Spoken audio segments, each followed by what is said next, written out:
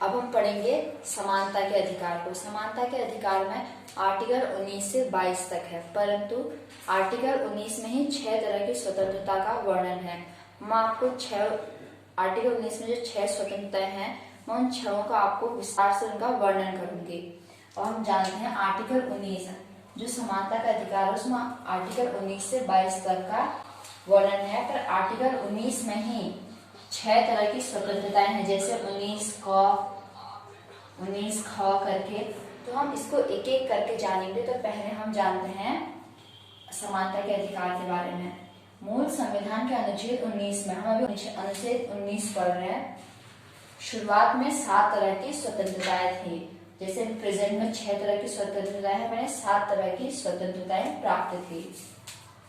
परंतु 44 में संविधान संशोधन के द्वारा संपत्ति की जो स्वतंत्रता थी उसको मौलिक अधिकारों की सूची से हटा दिया गया। अब नागरिकों को 6 स्वतंत्रताएं प्राप्त हैं। आर्टिकल 19 के तहत 6 स्वतंत्रताएं प्राप्त हैं। अब हम उनको जानेंगे। पहला है आर्टिकल 19 क। आर्टिकल 19 क कहता है विचार और अभिव्यक्ति की स्वतंत्रता। मतलब हर किसी को अपने विचार प्रकट करने, सरकार का कोई निर्णय हमें पसंद नहीं आता, हम उसके खिलाफ विचार प्रकट कर सकते हैं कि ऐसा होना चाहिए, ऐसा होना चाहिए। अभिव्यक्ति की स्वतंत्रता, हम इसमें अपने प्रकट विचार को हम लिखकर, बोलकर, मीडिया के थ्रू हम इसमें अपने विचार को प्रकट कर सकते हैं। भारत के सभी नागरिकों को विचार करने, भाषण देने और अपने तथा व्यक्तियों, अपने विचारों को भी और किसी और के विचारों को प्रकट करने की स्वतंत्रता प्राप्त है। अब ये देखते हैं कि हम अपने विचारों को, हम सरकार के अगेंस्ट, हमें सरकार का कोई कानून पसंद नहीं आता है, हम उसके खिलाफ बोलते हैं, पर हमारे ये बोलने की, लिखने की आदतें कितनी है, ये असीमित नहीं हो सकती। अगर हम किसी को ये स्वतंत्रता असीमित देते हैं, कोई कुछ भी बोलता जाएगा, कोई कुछ भी लिखता जाएगा, जो देश हित के लिए अच्छा नहीं होगा। इसमें कुछ प्रतिबंध भी हैं। अब हम इसे जानते हैं क्या है।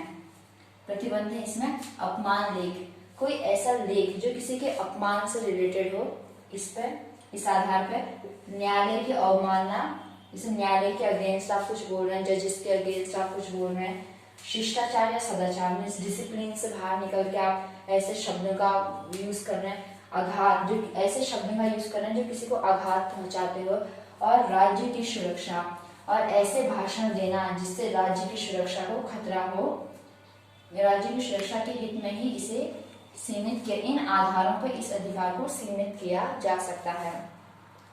आर्टिकल 19 में 6 तरह की स्वतंत्रताएं हैं। पहली स्वतंत्रता है आर्टिकल 19 का विचार और अभिव्यक्ति की स्वतंत्रता।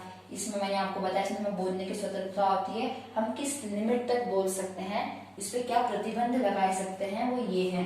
अब हम जानते हैं आर्टिकल 19 ख को, जो इस प्रकार है। आर्टिकल 19 ख कहता है इसमें शांतिपूर्ण ढंग से जमा होने और सभा करने की स्वतंत्रता। हमें किसी चीज पे, हमें कोई कानून हमें सरकार का बनाए पसंद नहीं आता, या हम कोई कानून बनवाना चाहते हैं तो सरकार से, तो हम क्या कर सकते हैं, हम शांतिपूर्ण तरीके से कहीं पे इकट्ठा हो सकते हैं और सभा सम्मेलन, बहुत बड़ी संख्या में हम इकट्ठे हो सकते हैं और सभा सम्मेलन कर सकते हैं, पर शांतिपूर्ण तरीके से। व्यक्तियों द्वारा अपने विचारों के प्रचार, अपने विचारों को फैलाने के लिए शांतिपूर्वक और बिना हथियारों के सभा या सम्मेलन किया जा सकता है। अपने विचारों को प्रकट करने के लिए आपको सभा की आवश्यकता होती है। आप एक दो व्यक्तियों के सामने तो अपने विचारों को प्रकट नहीं कर सकते। उस सभा और सम्मेलन में आप शांतिपूर्ण तरीके से बिना हथियारों के सम्मेलन कर सकते हैं। ऐसे नहीं कि आप हथियार लेकर पहुंच जाए तो गैर कानूनी होगा।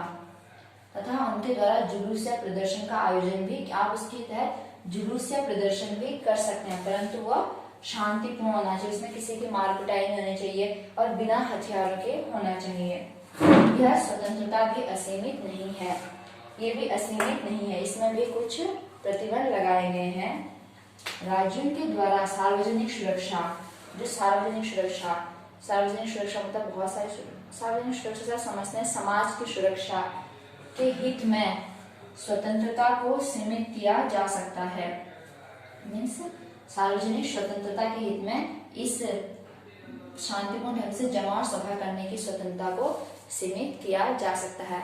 अब हम पढ़ते हैं आर्टिकल 19 ग को। आर्टिकल 19 ग जो है समुदाय और संघ के निर्माण की स्वतंत्रता प्रदान करता है। मीन्स समुदाय और संघ, संघ मन से एक बड़ा सा एक संघ बनता है ना, कहीं समूह से मिलकर, या एक समूह से बहुत बड़े जिसमें बहुत सारे लोग इकट्ठे होते हैं, उसकी स्वतंत्रता प्रदान करता है उसके निर्माण की। संविधान के द्वारा सभी नागरिकों को समुदायों और संघ के निर्माण की स्वतंत्रता प्रदान की गई है, परंतु यह स्वतंत्रता भी उन प्रतिबंधों के अधीन है। अगर सरकार ने हमें संविधान ने ये प्रदान किया है समुदाय और संघ बनाने की स्वतंत्रता, तो इस पर भी कुछ प्रतिबंध हैं जो इस प्रकार हैं। कर लगा सकता है स्वतंत्रता के उन प्रतिबंधों के अधीन है जिन्हें राज्य साधारण जनता के हितों को ध्यान में रखते हुए लगा सकते हैं। कुछ ऐसे प्रतिबंध है जिन्हें लगता है कि सरकार को साधारण जनता के हितों के अगेंस्ट है, उन पर प्रतिबंध लगा सकते हैं।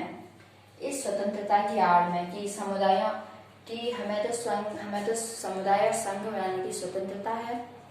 अगर कोई इस स्वतंत्रता की आड़ में व्यक्ति ऐसे समुदायों का निर्माण नहीं कर सकता जो साजिश, किसी के अगेंस्ट साजिश करे, स्पेशली कंट्री या स्टेट के अगेंस्ट साजिश करे अथवा शांति व्यवस्था को भंग करे, इस समुदाय और संघ के निर्माण की स्वतंत्रता पर इस आधार प्रतिबंध लगाया जा सकता है कि वह साधारण जनता के हितों को प्रभावित करे, शांति व्यवस्था को भंग करे और साजिश करे किसी कंट्री, हमारी कंट्री के अगेंस्ट या राज्य के विरुद्ध। अब हम जानते हैं आर्टिकल 19 घ। मैं आपको पहले ही बता चुकी हूँ कई बार कि आर्टिकल 19 में ही 6 तरह की स्वतंत्रताएं हैं, हम उन्हीं को पढ़ रहे हैं। हम पढ़ रहे हैं 19 घ को।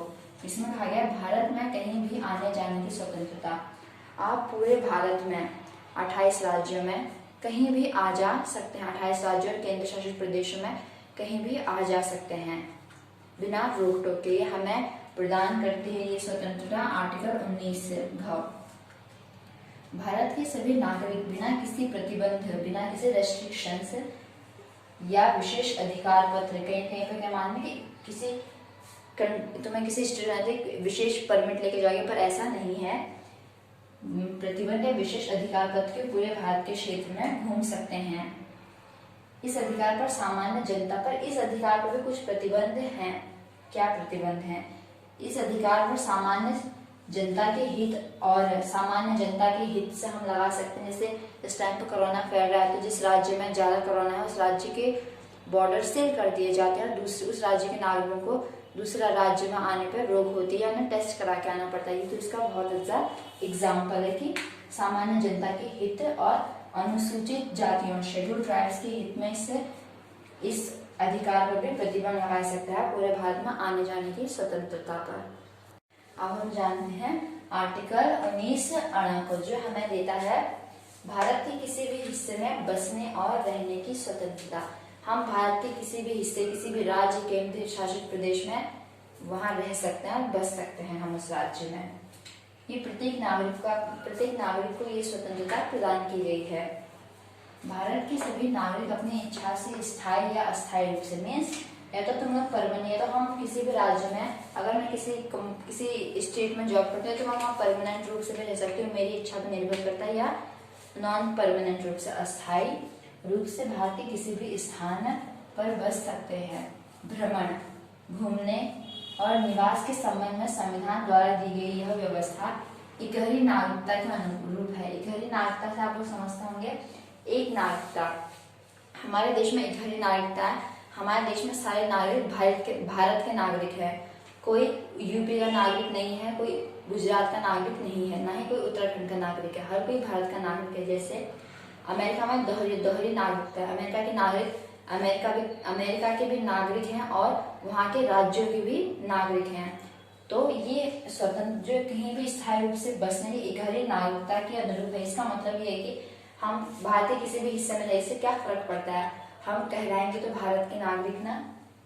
अब हम पढ़ते हैं आर्टिकल 19(6) के बारे में। ये आर्टिकल हमें कहता है कोई भी पेशा चुनने, पेशा मीन्स डॉक्टर, इंजीनियर, ऑफिसर, कुछ भी बनने, कोई भी पेशा चुनने या व्यापार, कोई भी बिजनेस करने, चाहे वो छोटा बिजनेस हो, बड़ा बिजनेस हो, कैसा बिजनेस हो, करने की स्वतंत्रता। एक व्यक्ति अपने इच्छा अनुसार कोई भी पेशा चुन सकता है, कोई भी व्यापार कर सकता है, इसकी स्वतंत्रता प्रदान की जाती है। संविधान के अनुसार कोई भी व्यक्ति अपनी पसंद का कोई भी काम कर सकता है, इसको जो काम अच्छा लगता है वो काम वो कर सकता है, व्यापार कर सकता है, परंतु इस पर भी कुछ प्रतिबंध हैं। आवश्यक योग्यताएं मीन्स सरकार किसी जॉब के लिए आवश्यक योग्यताएं रख सकती है। जैसे आपके पास क्वालिफिकेशन नहीं है, उतनी आप में योग्यता नहीं है, पर फिर भी आप ऑफिसर बनना चाहते हैं, आप ऐसे तो ऑफिसर नहीं बन सकते ना। उन पर जो एलिजिबिलिटी है, जो योग्यताएं रखी गई, आपको पहले उन्हें पास करना होगा, तब आप ऑफिसर बनेंगे।